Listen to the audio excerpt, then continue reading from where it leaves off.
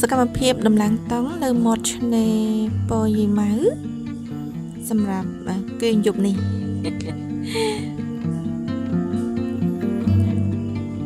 នៅតំបន់ឆ្នេរប៉ោយីម៉ៅនេះគឺភាគច្រើនសម្បូរទៅដោយដើមដូងជ្រងច្រាំងអាយុកាលនឹងមិនតិចជាង20-30 ឆ្នាំមកហើយទេរីឯពេលវេលាអាត្មានេះគឺម៉ោង 4 ចាយើងត្រៀមទុកឲ្យហើយពីរសៀលទៅ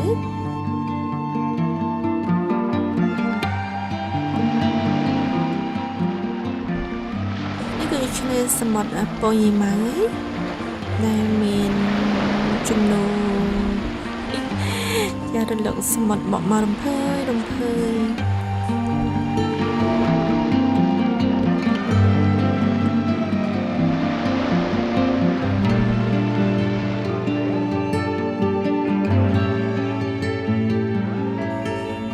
នៅតាមគល់ដូងមួយនីមួយហ្នឹងគឺថាមានធុងសម្រាប់ឲ្យយើងវិជ្ជានៃការសំណល់ផ្សេងតែសម្រាប់អីយើងយកមកទុកនៅធុងសម្រាប់ដែលគេបានដាក់នៅតាមគោលដៅមួយចាមកនេះម៉ោង 4 កន្លះហើយជាពេលវេលាដែលបងប្អូនជួយបំរុងនៅទីសំណាក់ហើយជំនោរតិចបរិសុទ្ធល្អពេលអាត្មានេះ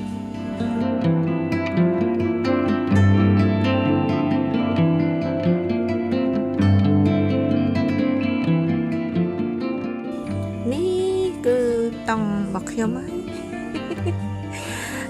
តាមពិតទៅគឺកំណត់ថាតង់មួយគេបាន2នាក់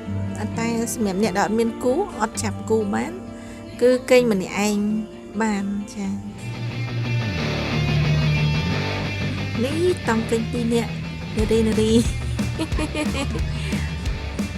មើលមនុស្សច្បាញ់ចាំអត់ហត់ពីសំណាក់ហើយ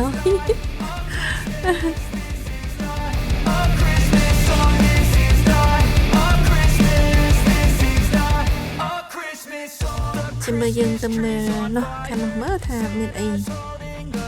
ដែរនៅខាងនោះខាងនេះរៀបចំពូខ្នើយពងភួយចែកតាមគោលដៅតង់ណាមកខ្យល់មកទៅស៊ីមាត់សមុទ្រទៅហើយខាងនោះអូនេះមករត់តង់ខ្ញុំហីចូលមើលក្នុងមើលមានអីមានភួយមានខ្នើយមានកំរាមួយអានោះយើងអាចរត់ឡើងបាន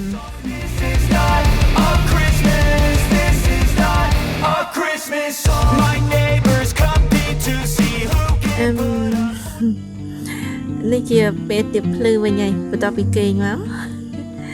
5-6 ភ្លឺ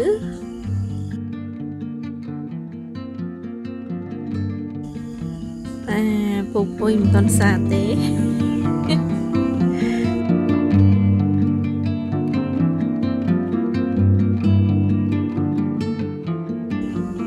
យើងទៅមើលទស្សនវិជ្ជានៅខាងក្រៅមើលថាតើពេលទៀបភ្លឺនឹងយ៉ាងណាដែរភ្ញាក់ពីគេហើយនៅទី1ដែលបានគេងតង់បែបនេះចាឃើញទឹកសមុទ្រលហលហាញដល់ហ្មងនោះចាទឹកចូលមកតែពីល្ងាចមិញហ្នឹងគឺថាទឹកនោះនៅដល់ផែនៅដល់ផែនថ្មនោះឥឡូវនេះគឺថាទឹកចូលមកចា